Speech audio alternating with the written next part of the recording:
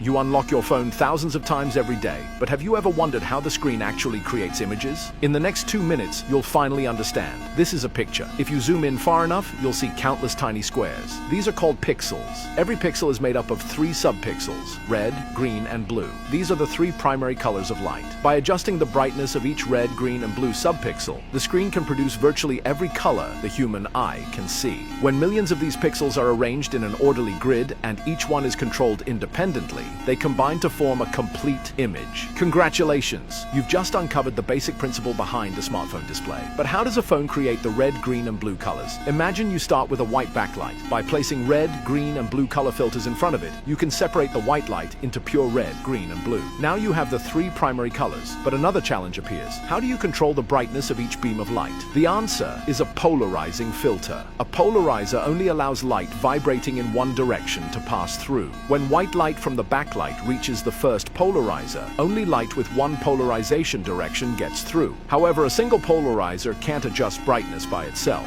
so you add a second polarizer. As you slowly rotate the second one, its transmission direction no longer matches the first. More and more light is blocked, making the image dimmer. When the 2 polarizers are positioned at a 90-degree angle to each other, almost no light can pass through. So in theory, simply rotating a polarizer could control brightness. But there's a problem. A smartphone is far too thin to install a tiny motor that rotates a polarizer for every single pixel. Then you have a brilliant idea. If the polarizer can't rotate, why not rotate the light instead? You fill the space between 2 polarizers with a material called liquid crystal. Alignment layers with microscopic grooves are placed on both sides, with the grooves running perpendicular to each other. The liquid crystal molecules naturally line up along these grooves, forming a smooth 90-degree twist from one side to the other. As polarized light passes through the liquid crystal, its polarization gradually rotates by 90 degrees, allowing it to pass through the second polarizer. The light then passes through the red, green, or blue color filter, and the subpixel lights up. Now place transparent electrodes on both sides of the liquid crystal and apply a voltage. The electric field forces the liquid crystal molecules to realign. As they straighten, they rotate the light less and less. Since the light's polarization no longer matches the second polarizer, more of it is blocked, making the subpixel darker. The higher the voltage, the less the light is rotated. Eventually, the light is completely blocked, and the subpixel turns black. This means that by simply adjusting the voltage applied to each red, green, and blue subpixel, you can precisely control its brightness, and therefore produce any color you want. Finally, arrange the pixels into a 1080 by 1920 grid. By continuously changing the color of every pixel, the screen displays moving images. Congratulations! You've just invented a 1080p LCD smartphone display. But what if you replace the LCD's red, green, and blue subpixels with tiny red, green, and blue light emitters that generate their own light? Congratulations again! You've just